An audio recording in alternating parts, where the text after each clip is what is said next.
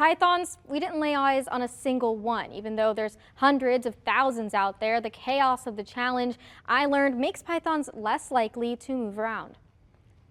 It takes a special breed of person to hunt pythons, even when there's money on the line. It's $30,000 of prizes. If you think there are hundreds of people trekking through the South Florida swamps in a frenzy, she's 12.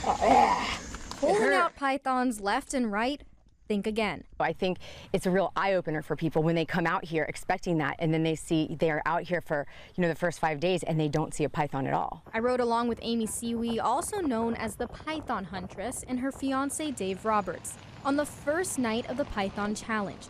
We counted 40 or so would-be hunters. For 5 hours, we stood on top of this snake deck, staring out into the dark, using lights to search for invasive snakes. So if I see a python, I yell python, and then I can jump down and run out and get it. Like a superhero, man. A ninja. But on Friday, you just back up for a second. I'm pretty sure this is I see.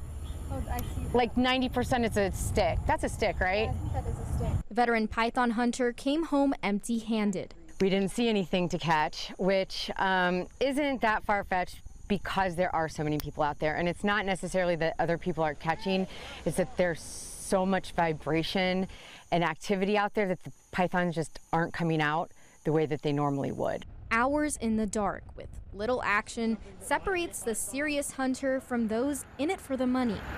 Hey there! And most of those looking for cash didn't realize what they got themselves into. It takes an average of 12 hours to catch one python. And that can be quite discouraging. If it's too crazy and too nutty during the challenge, then come out any other time. Amy guarantees she'll have better luck as the number of would-be hunters thins out. There's 100 to 300,000 invasive pythons out there, and Florida needs to get rid of as many of them as it can.